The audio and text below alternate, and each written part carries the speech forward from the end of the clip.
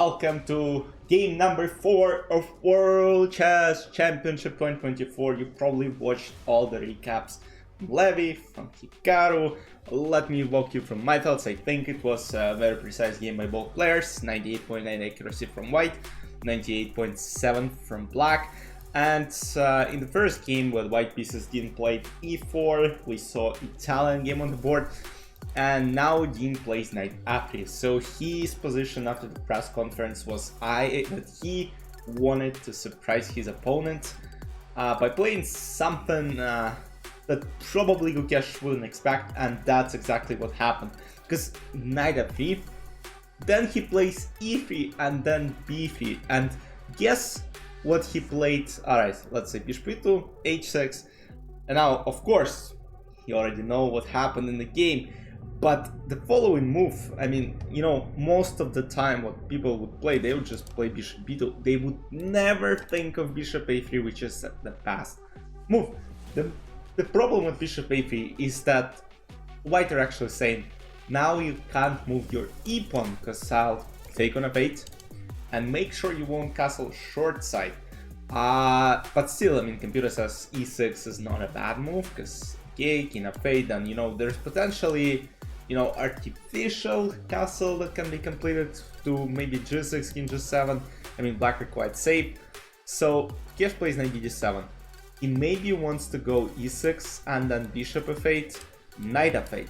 And that's exactly what happens, because after castle e6, he is now inviting this bishop to trade on f8. And this knight now will capture with no basically problems for castling short in the next couple of moves. Now c4, and at this point, I mean, this position already looks very, very dry, because sometimes, you know, you can get a very complicated position, especially from this opening, where you would eventually go.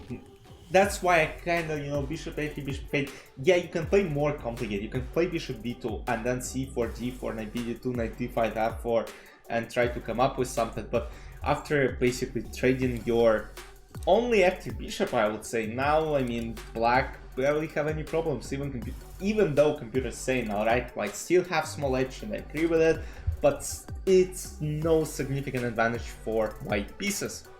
So knight f7, knight c3, trying to press in the center, castle, takes, and now b4, trying to take some space, like get the space advantage on the queen side. And we'll get to the very interesting moment, queen b3, knight d5. So at this point, players were starting discussing some moves like f4, basically pushing the knight back, so after a4, rook c8. I think this is something players were considering, but they think, yeah, so computer is saying knight c4, but again, knight c4 is not that clear, and takes, and I think this is something that actually Dean discussed in the press conference. I think I watched Hikaru's videos, and yeah, he was reacting to press conference, and I think this is the line they were looking at some point.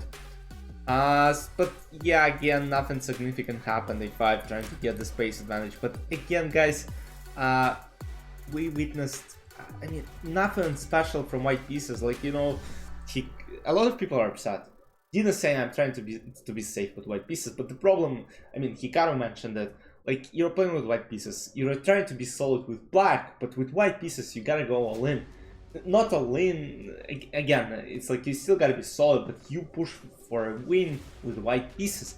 And what we saw in this game is, I mean, we didn't see anything. Like, if you look at the chart of the game, like, you can go to chess.com, open the freaking chart, you know, the analysis chat.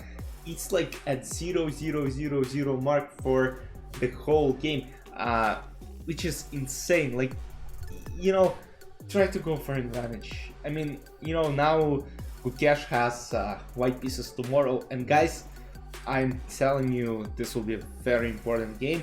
I mean, still, I was saying that, I mean, Dean was chasing Nepo in the last match and eventually ended up winning. This might happen in this match, but the way those games looks right now, I'll take a look at the match between Dean and Nepo they had in 2023, but I don't see, you know, similarities, let's say, between Nepo and Dean, because between Nepo and Gukesh, because I think Gukesh is more solid. He's not impulsive at all.